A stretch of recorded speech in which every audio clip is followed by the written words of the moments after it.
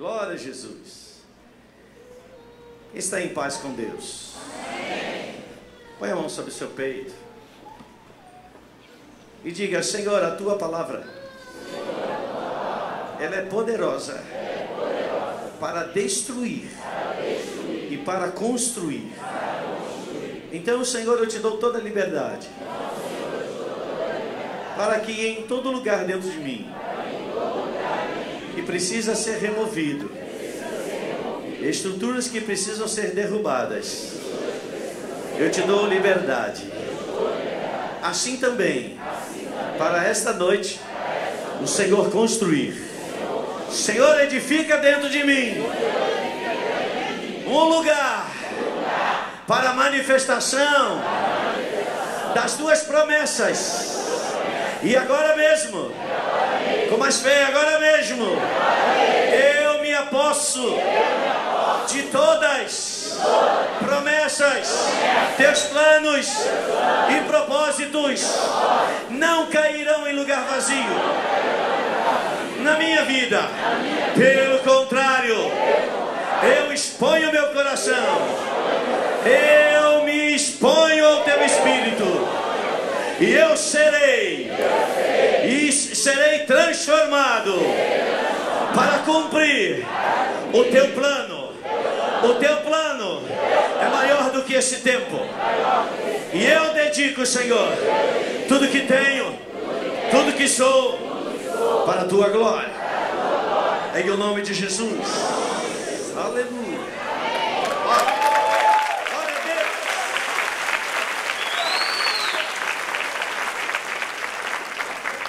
Tome a sua Bíblia e abra, por favor, lá em Eclesiastes.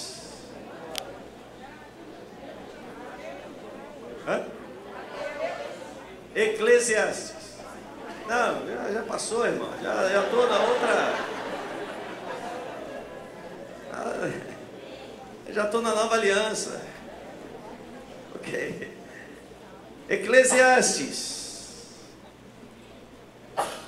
Quantos tem na Bíblia aí Eclesiastes? Aleluia. Está mais ou menos aí, entre Gênesis e Apocalipse. Vai folheando até a hora que o Espírito Santo disser: aí, show.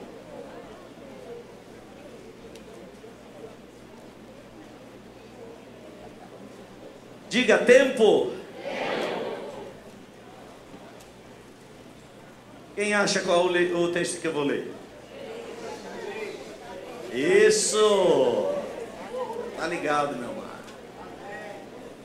Eclesiastes capítulo 3.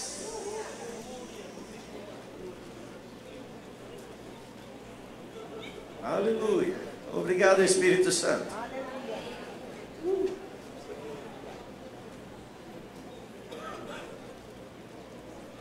Repita junto comigo: tudo. Tudo. Olha para seu vizinho: tudo tem o seu tempo determinado. Diga: tempo determinado. Diga: não há nada que aconteça por acaso. Tudo tem um tempo. Um tempo determinado. Uau! E há tempo para todo propósito debaixo do céu. Agora você vai ler na sua Bíblia de uma forma direta. Vamos lá. Eclesiastes 3:1. 1, 2, 3.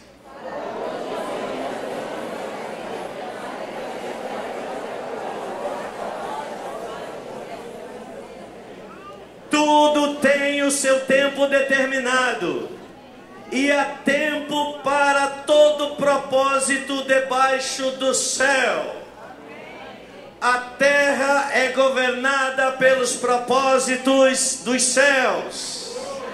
A humanidade é governada pelos propósitos que estão estabelecidos nos céus. Aleluia. E a partir do versículo 2, começa a falar a respeito das manifestações decorrentes ou conectadas ao tempo. Mas antes da gente avançar para o versículo 2, eu queria que mais uma vez você olhasse para o versículo 1. Porque no versículo 1, por 2 vezes, está presente a expressão tempo. Claro que sabemos que estamos lendo no Antigo Testamento. O Antigo Testamento foi escrito originalmente no hebraico. E no hebraico existem 2 palavras para descrever a mesma palavra tempo. Aproximadamente 2 séculos antes de Cristo, um grupo de aproximadamente 72 sábios judeus se reuniram e fizeram uma tradução do Antigo Testamento que é conhecida como a Septuaginta, que foi a tradução do hebraico para o grego. O grego koiné, o grego comum, o grego popular, o grego que as pessoas na rua falavam. E esses 72 homens, daí porque o nome Septuaginta, né, fala de 70, esses 72 homens durante 72 dias, sem um dia mais, sem um dia menos, eles transcreveram todo o Antigo Testamento do hebraico para o grego. E no capítulo 1, aliás, no versículo 1 do capítulo 3 de Eclesiastes, nós vemos por 2 vezes a expressão que para nós é sempre a mesma, tempo. E depois, a partir do versículo 2, uma sucessão de expressões, tempo. Mas é muito importante que a gente, já no início agora, saiba do que Deus está falando para mim e para você nessa noite. Porque quando, e eu convido você, como amante da palavra, estudante da palavra, a você procurar lá uma versão na Septuaginta e procurar ver o que essas 2 expressões, não agora, porque agora você vai me ouvir. Essas 2 expressões tempo quer dizer. A primeira delas, quando diz: tudo tem o seu cronos determinado. É a primeira tradução para a expressão tempo. Cronos, que vem de cronógrafo, cronologia, cronos, que é o tempo como nós estamos. Agora são 9 horas, 8 horas, alguma coisa. Daqui a pouco vai ser 10, é o cronos. É um tempo que vai se sucedendo numa sequência lógica, numa sequência matemática, numa sequência previsível. Isso se chama cronos. Mas, na parte B do versículo 1, introduz dizendo assim: e aqui a expressão já não é mais cronos, e há kairos para todo propósito debaixo do céu. Então, tudo tem o seu cronos determinado, e há kairos para todo propósito debaixo do céu. E o que é kairos? Cronos, você já sabe, é um tempo sequencial. É o tempo, vamos dizer assim, ligado ao nosso fazer diário, às nossas coisas do dia a dia. Há uma sequência. Mas a palavra de Deus está dizendo que, assim como há uma sequência lógica, uma sequência de mera consecução de dias, de tempos, de anos, há também uma outra realidade que vai além, que é superior ao que é natural, ao que é humano, que é o kairos. E numa frase, eu vou definir para você o que é o kairos. Kairos é a intervenção de Deus no nosso cronos. Kairos é o agir de Deus, que é sobrenatural, em meio àquilo que é natural. Nesse dia, Estamos aqui, marcamos o encontro às 19 horas. Cronos. Mas a partir do momento que movemos os nossos pés, e aqui estamos reunidos, estamos debaixo de um Kairós de Deus. Exatamente agora, Deus está construindo o seu Kairós na nossa vida. Deus está intervindo na sua história. Quantos creem nisso?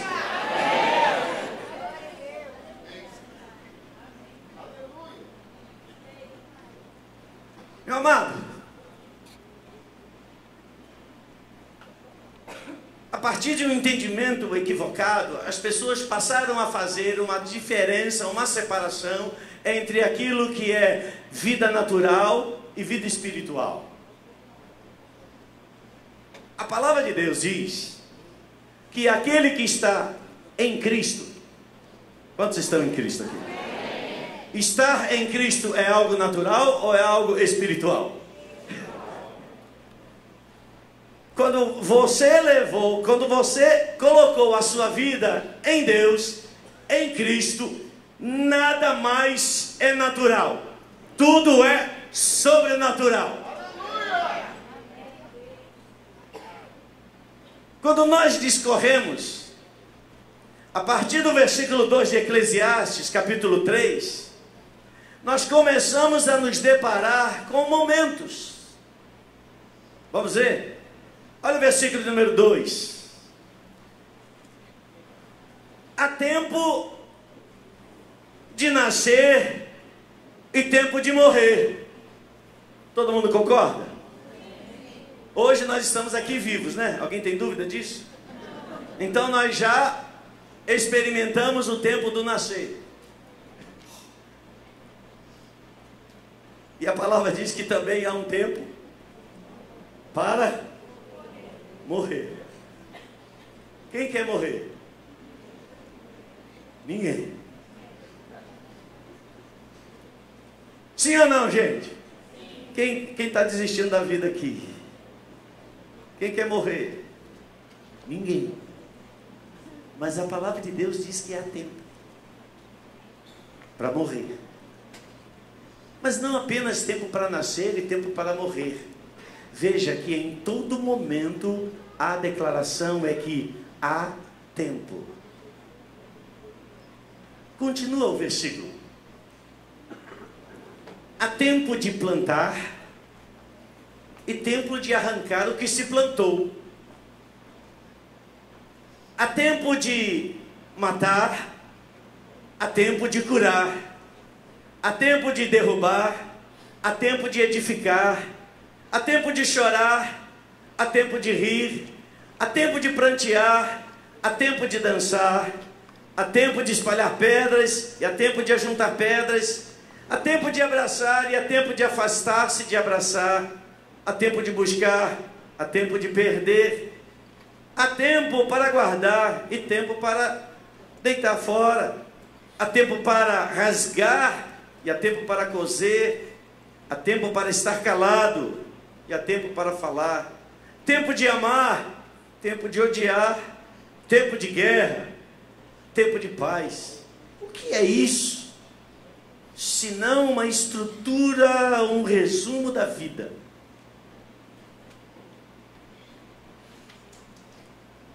Diga Kairós, diga o tempo Kairós é uma intervenção divina no tempo Cronos.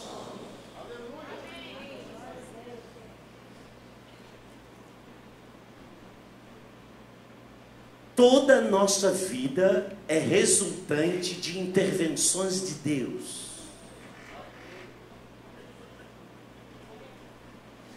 Mas o meu desejo é que essa noite todos nós saiamos daqui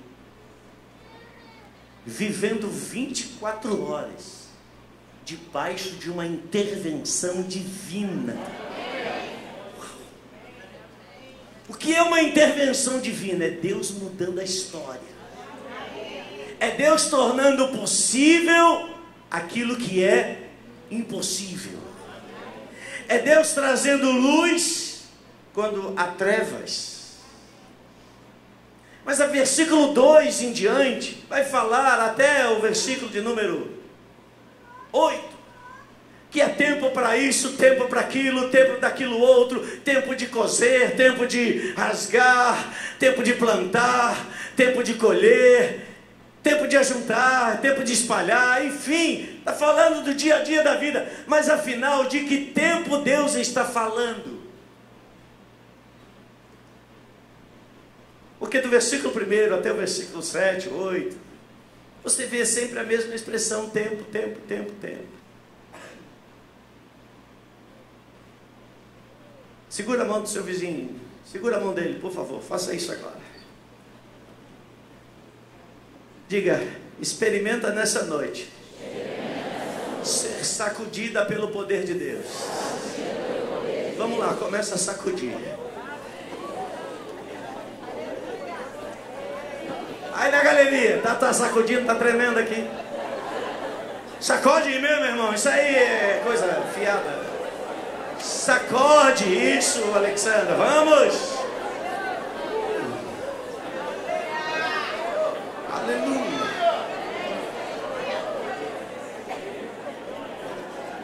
Diga: meu irmão, segura a mão dele, vamos lá. Eu sei que nós homens não conseguimos fazer duas coisas simultâneas. Então, por exemplo, sacudir e pensar para o homem é muito difícil. Então vamos parar de sacudir para a gente compreender. Olhe para quem está do seu lado. Diga assim: meu irmão, você sabia que todos os tempos que estão descritos a partir do versículo 2, que são as coisas que fazemos o dia a dia, momentos da nossa vida, você sabia que a expressão tempo que está na Bíblia não fala de Cronos, mas sim de Kairos?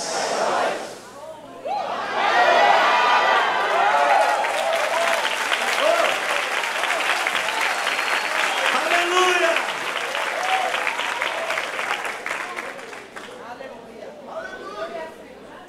Você sabia que quando você dá um abraço em alguém, você pode estar gerando nessa vida um Kairos de Deus?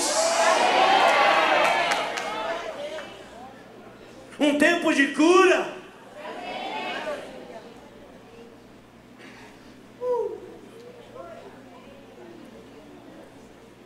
Meus irmãos,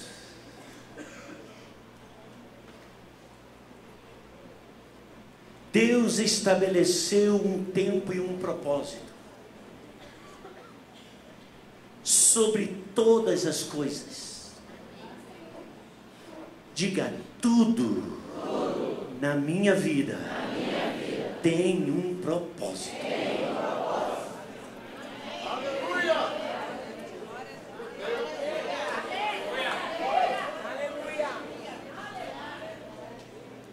As canções que às vezes a gente ouve aí, deixa a vida me levar.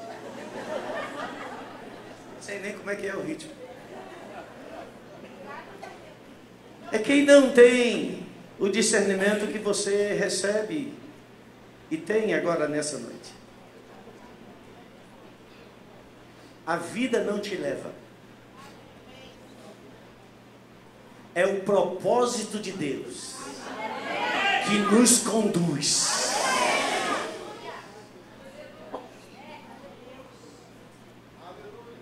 Vá para Romanos. Vamos começar a fazer uma mistura aqui de vários ingredientes, para a gente ir associando. O que Salomão, no caso inspirado pelo Espírito, está falando aqui em Eclesiastes.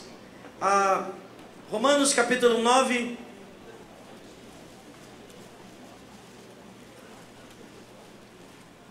Paulo vai fazer aqui no capítulo 9, ele está fazendo discorrendo sobre o propósito de Deus, o plano de Deus, em escolher a nação de Israel, para através de Israel revelar todo o plano e todo o propósito de Deus a toda a humanidade.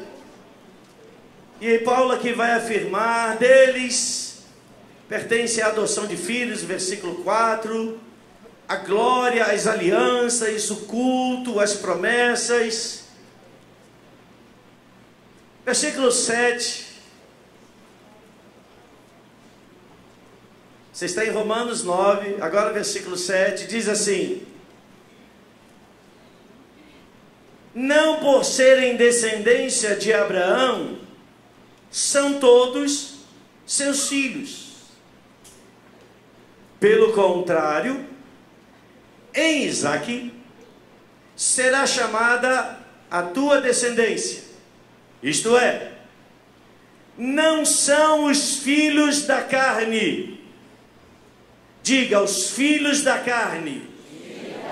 Os filhos da carne são os filhos, ou aquilo que é gerado pela ação meramente de Cronos. A todo momento nós estamos gerando algo.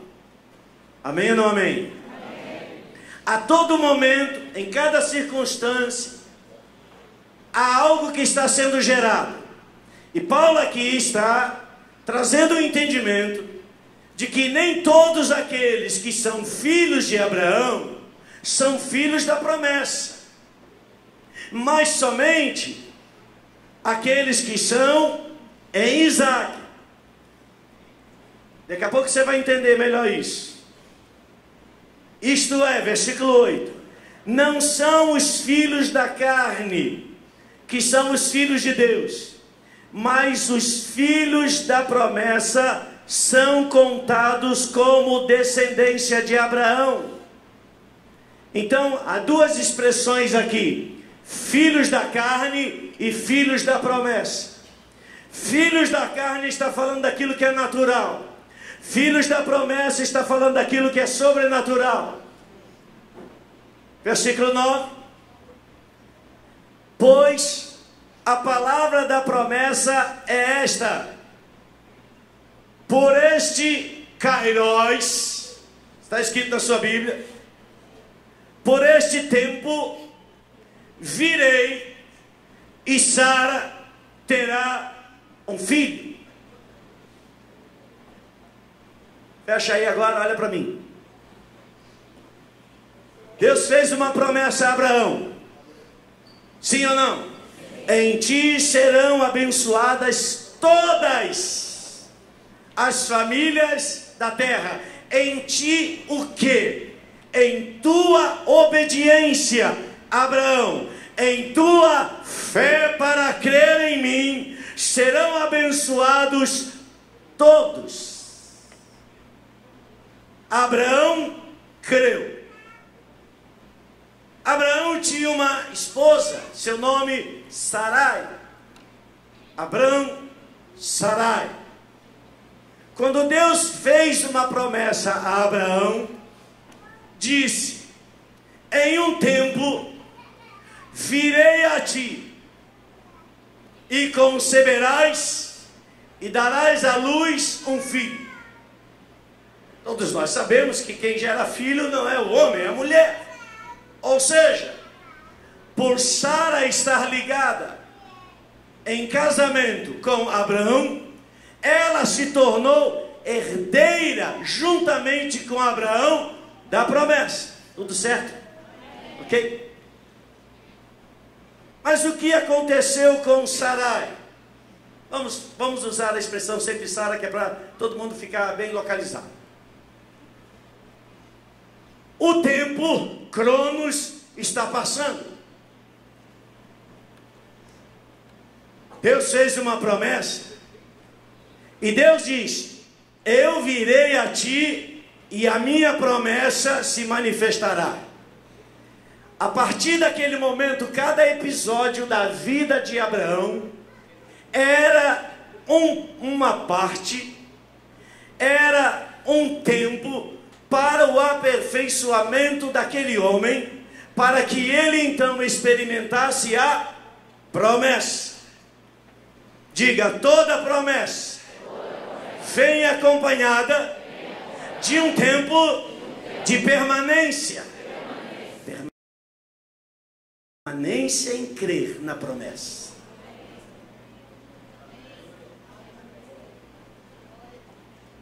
Os anos vão se passando. E no tempo que Deus fez essa promessa a Abraão e consequentemente Sara se tornou herdeira também da promessa, eles já eram um casal idoso. Os anos foram se passando, cronos. E o que o coração de Sara experimentou? Os anos estão se passando e a promessa não está se cumprindo. Ela julgou que por mais que Deus tenha prometido, ela não via materialmente nenhuma circunstância natural no seu tempo cronos. E o que ela faz? Ela toma uma decisão de gerar a promessa. E ela entrega a sua serva Agar. E ela e Abraão geram um filho. Abraão e Agar geram um filho. Que filho é esse? Ismael. Mas quem era o filho da promessa, você sabe? Isaac. Quando nós não sabemos manter a nossa consciência guardada, quando nós não sabemos manter a fidelidade e a esperança àquilo que Deus prometeu, invariavelmente interferimos no cumprimento da promessa, trazendo nós mesmos um cumprimento natural.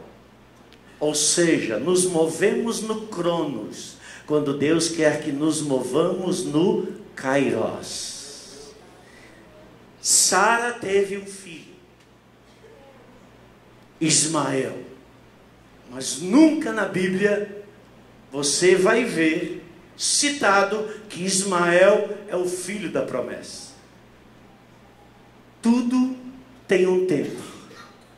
Tudo tem um propósito.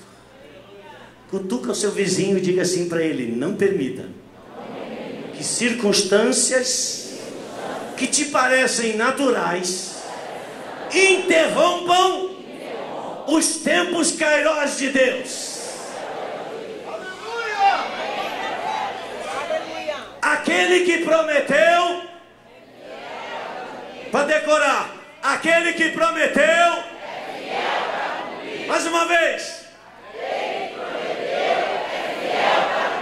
é fiel para cumprir, é fiel para cumprir, é fiel para cumprir, é fiel para cumprir, é fiel para cumprir, é fiel para cumprir, é fiel para cumprir. Sabe qual foi o pecado de Sara? Foi não discernir os tempos.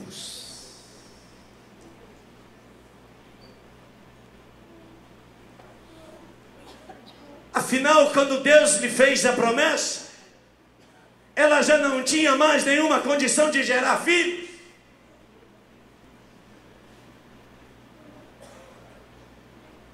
O que Deus preparou para mim e para você não depende das circunstâncias naturais. O que Deus preparou para mim e para você é somente dele. E o que tudo Ele deseja é que nós subamos o nível do nosso discernimento para nos conectar como filhos da promessa ao tempo kairos de Deus. Diga: eu não sei como, e nem estou preocupado em saber, mas o que Deus prometeu, Ele vai cumprir. Oh.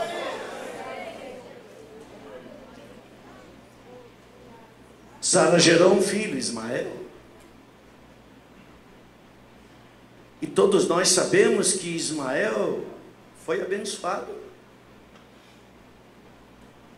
Mas Deus disse: não é o filho da promessa. Quando nós produzimos atalhos, nós geramos filhos, ou situações ou realidades que vão nos causar tropeço e vão criar obstáculos lá na frente. Mas quando nós não manifestamos um coração obstinado e teimoso, a gente permanece firme até que a promessa se manifeste. E Deus disse: o filho da promessa é Isaque. Abraão, Ismael e Jacó? Não, é Abraão, Isaque e Jacó. O que foi Ismael? O que é Ismael hoje? Um tropeço para os filhos de Abraão. Quem são os ismaelitas? São os árabes. Quais são as consequências que o povo da promessa experimenta hoje? Um equívoco dos seus pais. Estamos diante do Senhor, e diante do Senhor nós temos que fazer proclamações. Diga: eu decido. Por favor, fale isso com convicção. Eu decido. Com a ajuda do Espírito Santo. A não produzir equívocos. Para que a minha descendência não sofra as consequências do meu mover no Cronos e não no Kairos.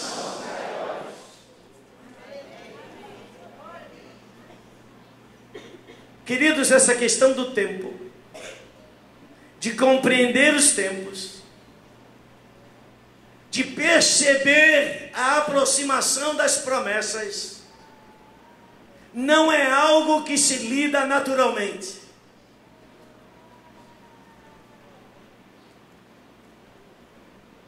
A nossa vida em Deus não é resultado da avaliação, por melhor que seja, dos nossos 5 sentidos. Com os nossos 5 sentidos, audição, olfato, paladar, visão, nós apenas temos contato com aquilo que é natural. Mas quantas vezes nós nos movemos apenas pelos nossos sentidos? E você ouviu o que falaram? E a gente, e a gente fica agitado.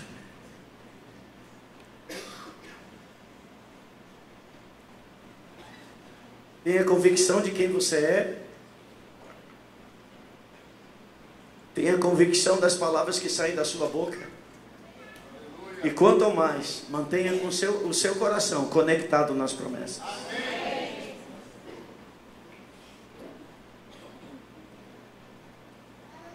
E Lucas capítulo 19, vá para lá.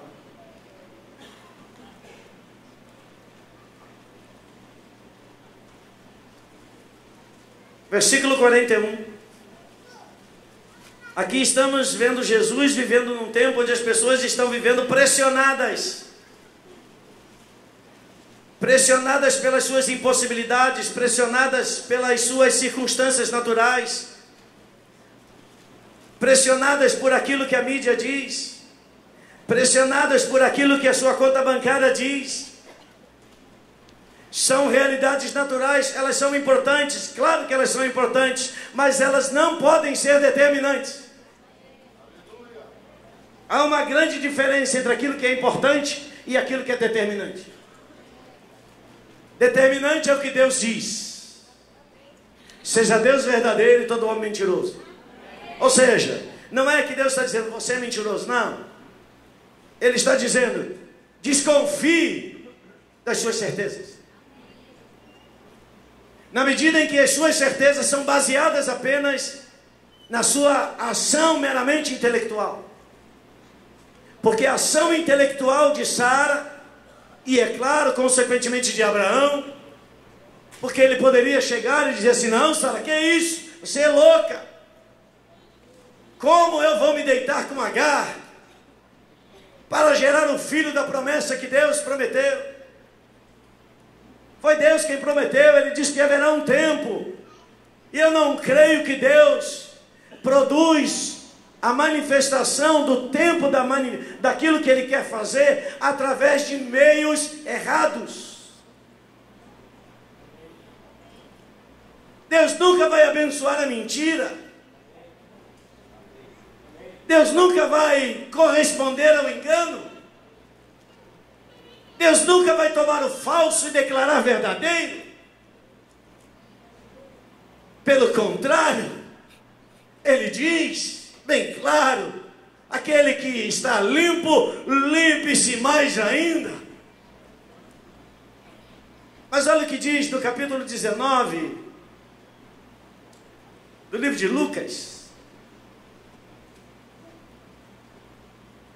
o verso de número 41. Oh, aleluia. Diga: eu estou no Kairos. Oh.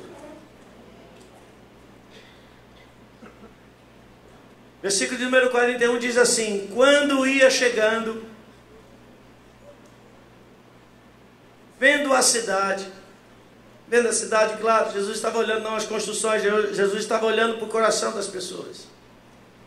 Ele está aqui hoje, ele está olhando para o meu coração e para o seu coração. Ele viu a cidade, o que ele fez? Deu um brado de júbilo, ele diz: aleluia. Não, ele chorou. Choro é lamento. E ele faz a declaração: se conheceras por ti mesma. E ele está se referindo a Jerusalém, a cidade, os habitantes. Se conheceras por ti mesmo ainda hoje o que é devido à paz, mas isto agora está oculto aos teus olhos, ou seja, sem discernimento. Pois sobre ti virão dias em que os teus inimigos te cercarão de trincheiras e por todos os lados te apertarão o cerco e te arrasarão, e aos teus filhos dentro de ti não deixarão em ti pedra sobre pedra. Por quê? Porque o quê? Não reconheceste a oportunidade da tua visitação. E acontecerá, diz o Senhor, falando através dos profetas, que uma virgem dará a luz. Diga: uma virgem dará a luz. É sobrenatural isso? É sobrenatural também uma mulher idosa, cujo seu útero já estava totalmente envelhecido. Era impossível que ela pudesse gerar. Mas a promessa não respeita impossíveis.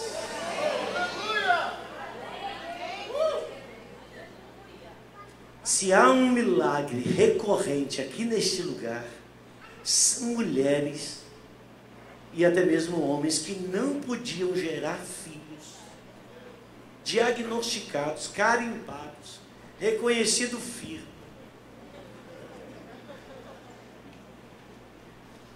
E que hoje são pais de crianças saudáveis. O que é isso? É Deus intervindo no Cronos.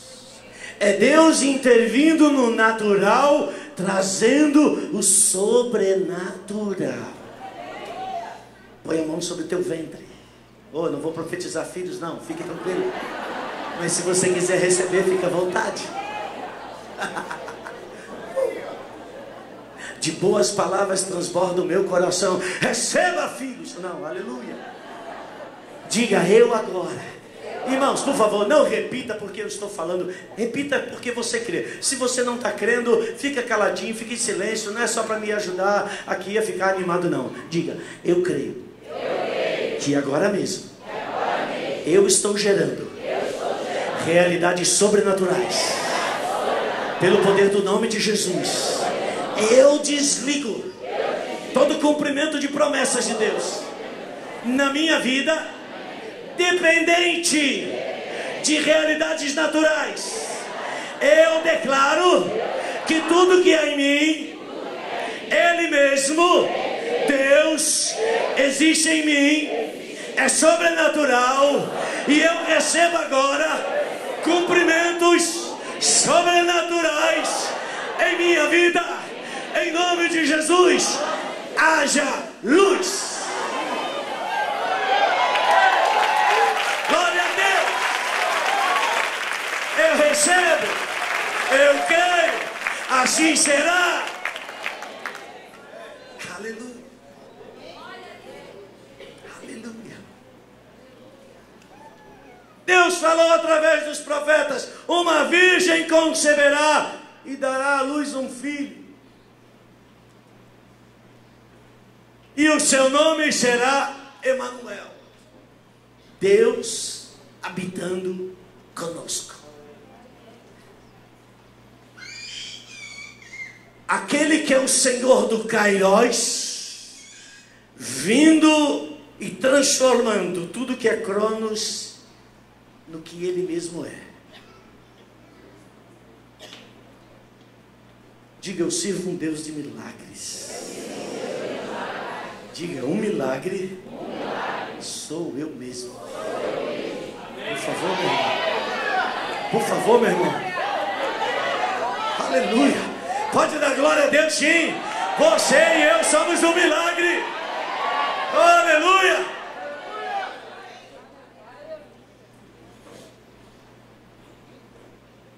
E nós precisamos deixar de tudo aquilo que nos embaraça.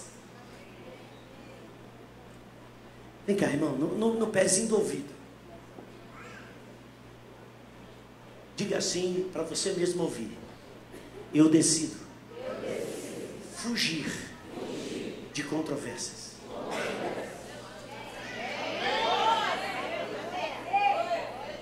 As controvérsias só querem chamar você para o natural, para o debate, por disputas. Minha opinião, sua opinião. O que é minha opinião ou a sua opinião diante dessa palavra? Nada. Nada. Nada. Paulo diz: evita a chocarrice. Olha que expressão. O negócio é tão ruim, é tão endemoniado, que ele chama uma expressão: chocarrice. Chocarrice tem de chocar. De chocar eu espero que seja alguma coisa, né? Então, tudo aquilo que gera conflito é gerando, é chocando aquilo que não exalta e glorifica o nome do Senhor. Ficou de silêncio por quê? Diga amém, Senhor. Amém. Diga, eu não quero fazer parte.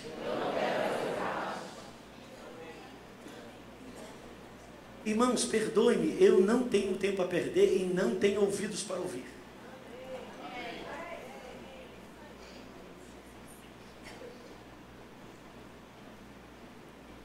Jesus disse, aqui em Lucas capítulo 19, versículo 41, eu cheguei, eu sou o Kairos de Deus. Mas os olhos daquele povo estavam cegos. Eles não conseguiam perceber o cumprimento da promessa ali, ao lado deles, junto deles. E a gente pode imaginar assim: mas como é que pode? Aqueles homens, eles viram a Jesus. Ah, se eu visse a Jesus, eu correria e diria: eu creio, Senhor, é claro que eu creio. Mas Jesus não está falando de uma gente que é diferente da gente, não. Ele está falando de gente que sente apertos. Ele está falando de gente que se sentia oprimida. E tudo que o diabo quer é te oprimir, é te manter num quadradinho, é limitar as suas ações, é manipular a sua fé, é deixar você em dúvida. Repreende, não vem de Deus. As coisas que vêm de Deus nos edificam. É claro que muitas vezes, se nós temos que nos arrepender por coisas que nós fizemos equivocadamente, arrependamos-nos. Arrependimento não é algo desqualificado, pelo contrário. Se arrepender e pedir perdão é algo santo. É você dizer: eu não quero que o Kairos de Deus seja interrompido na minha vida. Então, no que depender de mim, eu vou manter a minha área limpa.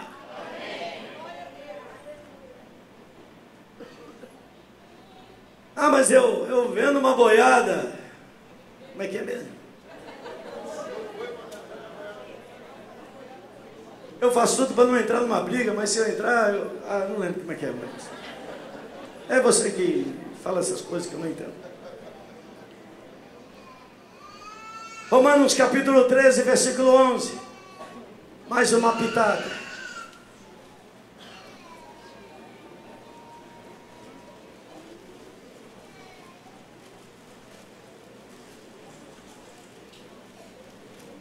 Diga agora comigo.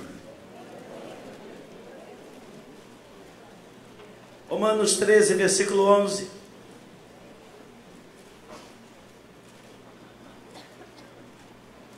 O que está escrito aí? E isto fazei,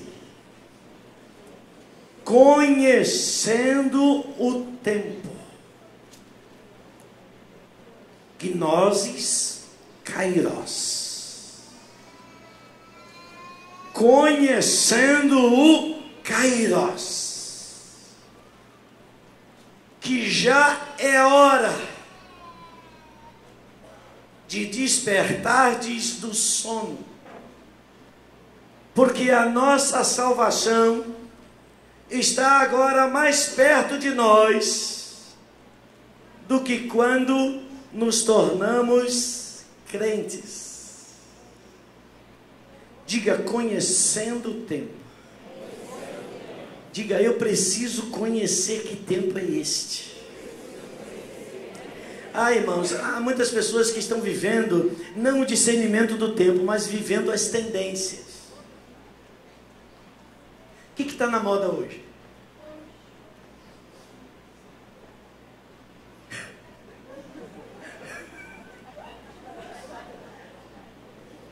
Mas, vamos lá, vou pegar aí. Se alguém não é para condenação, eu estou falando de tendência. Calça jeans, quem já teve aqui calça Lee? Move o braço aí, quem já teve calça Lee? Não é jeans não, calça Lee. Isso veio para a América do Sul, né? Como uma febre, todo mundo queria ter uma calça Lee e usava de tal forma que aparecesse Lee.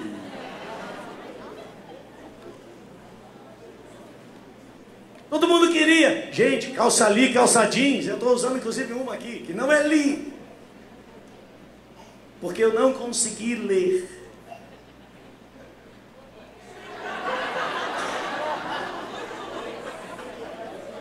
Meia dúzia pegou. Meia dúzia ficou boiando.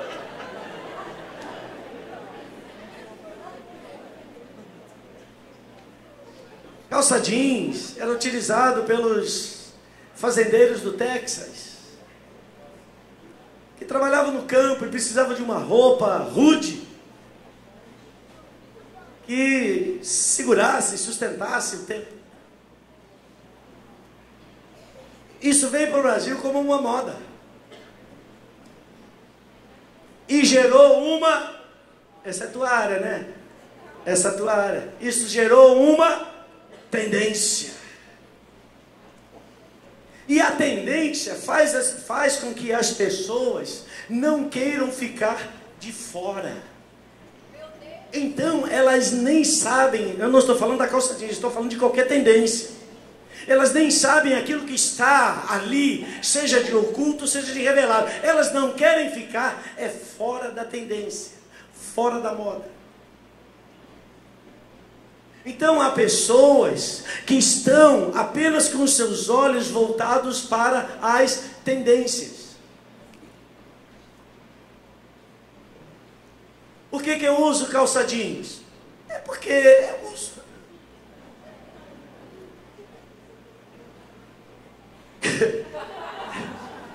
É porque eu falo aqui tergal. É porque eu uso. É que é fácil, né? Vestir. Nada de errado quanto a isso, né, Bíblia? Você usa ainda uma verde. Eu tenho que orar muito para chegar à sua estatura. Olha você e sua esposa, que coisa linda. Uma verde e outra, que é isso agora aí? Burro quando foge? Não, é creme? Não, creme o quê? É pavão? Ok, amarrão. Nada demais quanto a isso. Nela falou, existe uma moda. Ela falou calça jeans, eu lembrei disso também, de todo mundo já comprar roupa com defeito. Teve um dia que eu parei em frente de uma loja e estava lá o cara que faz, sei lá, estava lá fazendo uma demonstração, sei lá o que ele estava fazendo, e ele pegava a calça novinha, igual a essa minha, e começava a passar um estilete. Customizada. O negócio ficou... Quem aqui tem uma calça customizada? Não, eu não. Nada demais quanto a isso. Mas, gente, essa calça customizada deve ser muito baratinha. Porque ela já vem cheia de defeito. E aí é interessante, ninguém quer uma calça assim, não. Hein, Camila, tu tem uma custom?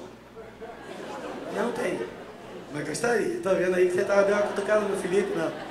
Ellen, cadê Ellen? Ellen arrebatada. Entendeu? Vem, né?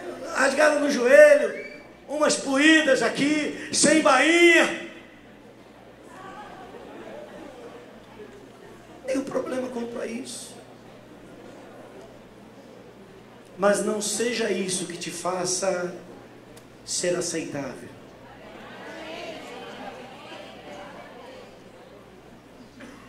Diga, eu não sou movido pela tendência. Eu sou movido pela promessa.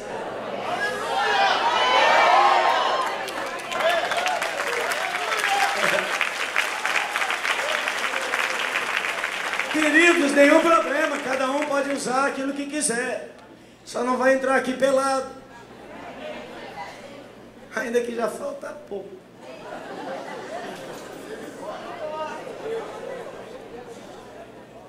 Mas a gente já está contratando um anjo com a espada para ficar ali na porta. Os tempos de Ananias e Safira. Grupo de jovens.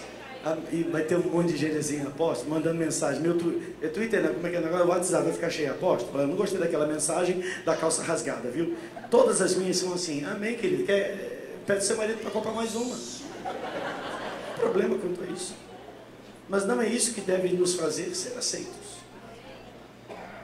Algumas semanas ou meses atrás, essa menina, Alexandra, permita-me chamar de menina, ela veio aqui à frente e falou sobre o que é moda, o que é tendência.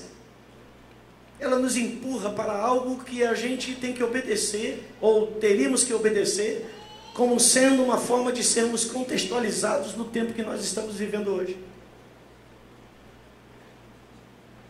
Nós decidimos viver contextualizado por aquilo que Deus está movendo lá no mundo espiritual.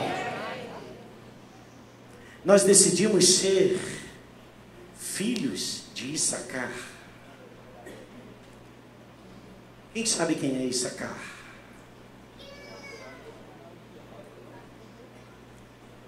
Vamos para a Bíblia? Abra lá a sua Bíblia. Gênesis capítulo 49.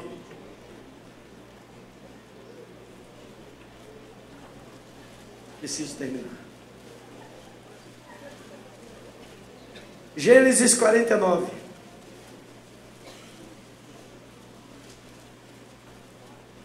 Jacó vai abençoar os seus filhos.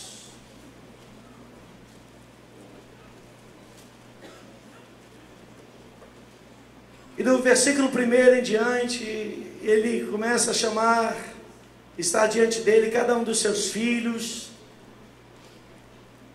Ele fala sobre Rubens,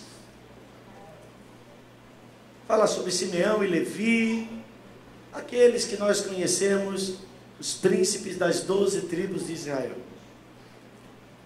E chega no versículo de número 14,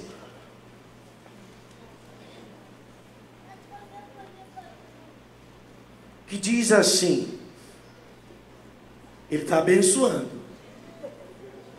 Alguns já estão rindo. Issacar é jumento. 14. Issacar é jumento forte, ou outras versões, é jumento de ossos fortes. Issacar, novamente, é jumento forte, deitado entre dois fardos.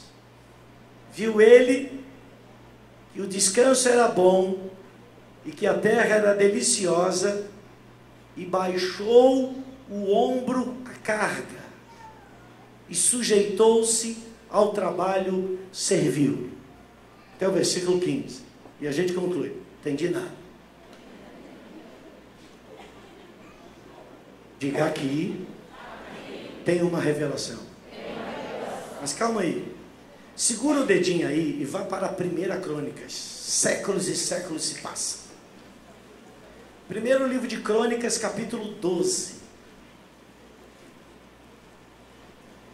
Eu espero você. Primeiro livro de Crônicas. Mantenha o seu dedinho aí em Gênesis capítulo 49. Onde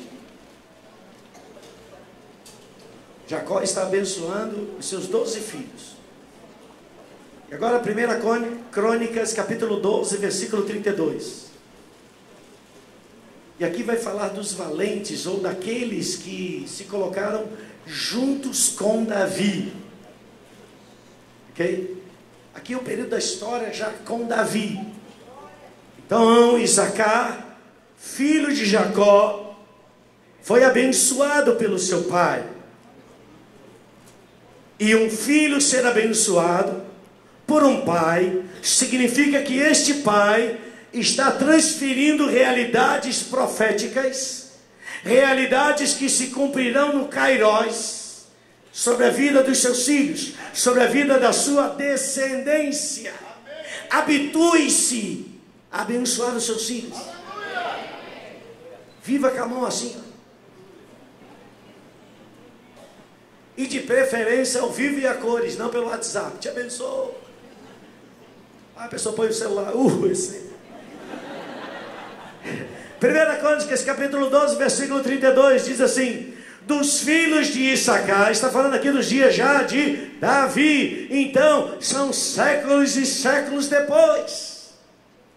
A bênção do pai, Jacó, não se perdeu nas gerações, porque o seu pai Jacó não se movia no Cronos, ele se movia no Kairós.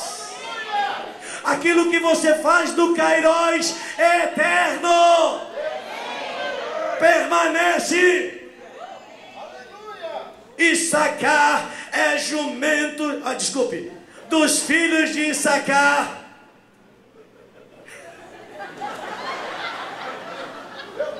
Mas recebe, irmão, você vai entender depois. Dos filhos de Issacar, o que eles geram? O que eles geram? Fala aí, fala alto.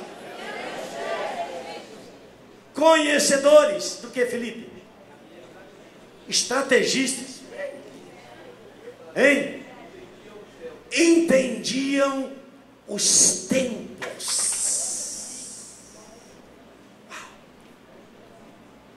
Alô?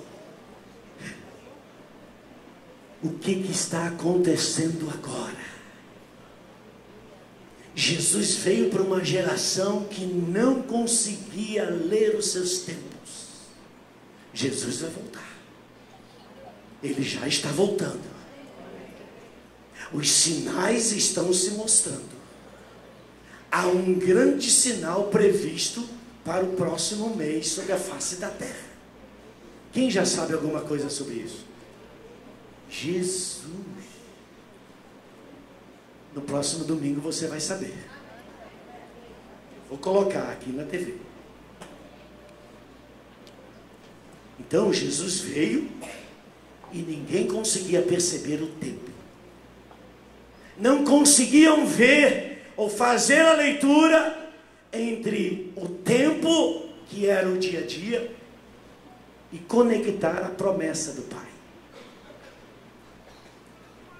Issacar, conhecedores da época, ou conhecedores do tempo, ou estrategistas, para saberem o que Israel devia fazer.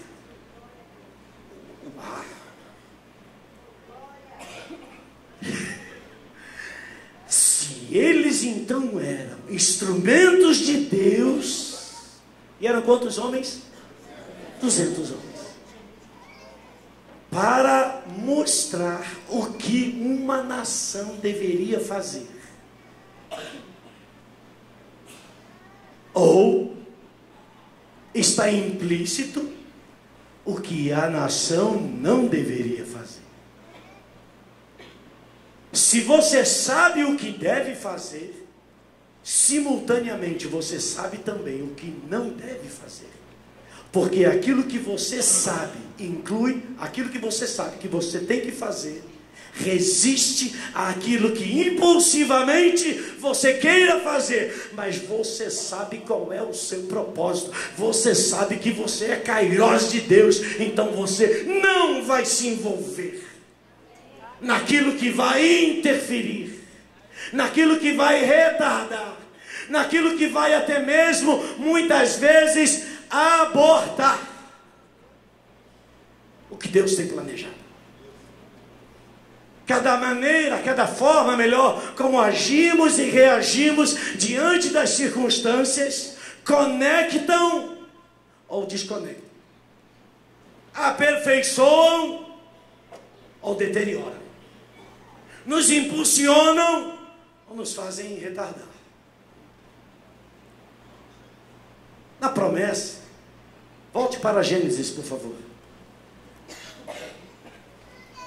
Está escrito aí, eu preciso correr porque o tempo já está fechado.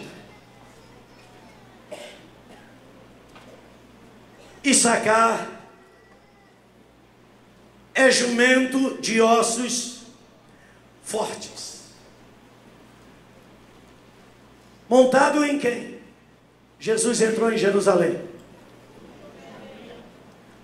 Sobre os ombros do sacerdote era colocado a última vestimenta chamada éfode.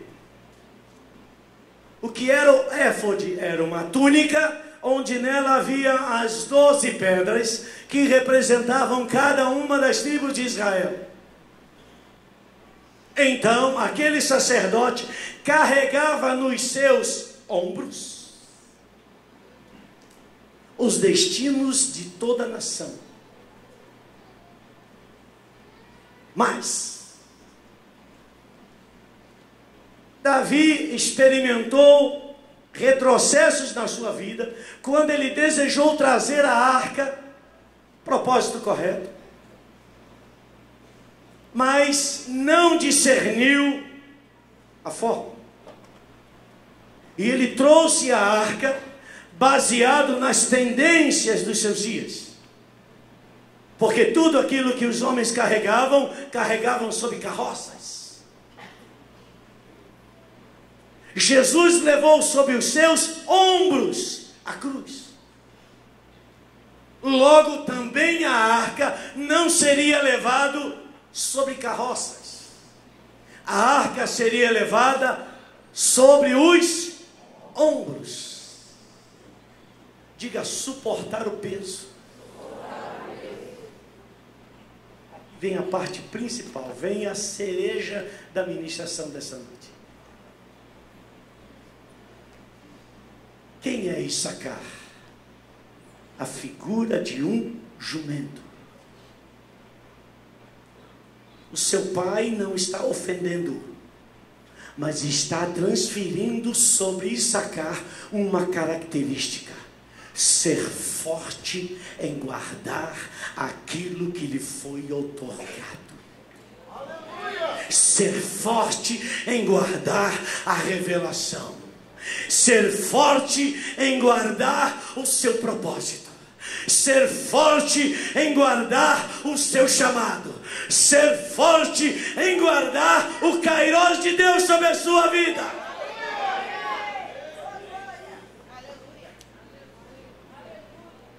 O que é um jumento? A tendência hoje diz: jumento é quem é isso, é aquilo outro. Ou seja, uma degradação do significado. Mas aqui está a palavra de Deus, aqui está um pai cheio do poder, cheio da vida de Deus, dizendo para seu filho: você será como um jumento. Ou seja, diante das circunstâncias, eu ministro sobre você forças para suportar a pressão e avançar.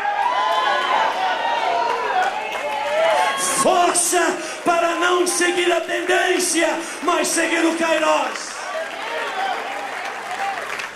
Eu te dou ombros fortes para suportar o tempo de bonança e o tempo de tempestade. Você não é movido pelas circunstâncias. Você e eu somos movidos pelo Espírito da verdade. Oh, aleluia. Quem eram os filhos de Issacar?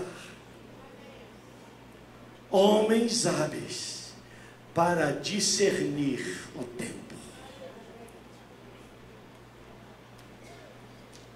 E eu volto. Preciso encerrar.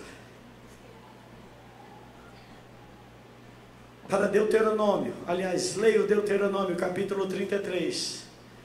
Versículo 18 e 19. E eu quero que você fique de pé. Vamos ler juntos. Deuteronômio. Capítulo 33.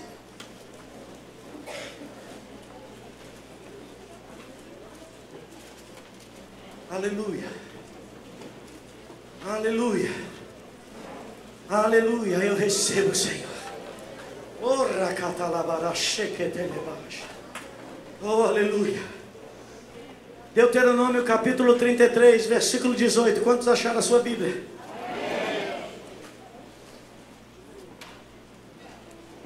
Começa no versículo 18 a dizer assim: de Zebulon disse: alegra-te, Zebulon, nas tuas saídas, e tu, Issacar, nas tuas tendas. Os dois,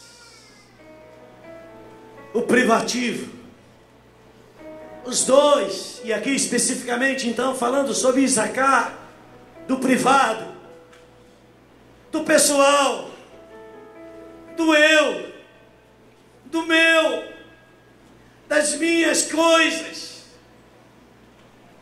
do meu querer, do meu fazer, do meu ser filho de Deus,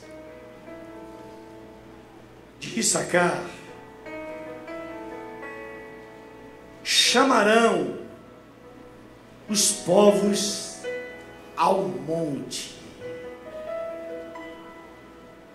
do privativo para o coletivo.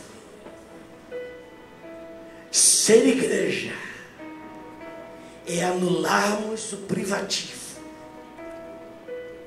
e superestimarmos o coletivo.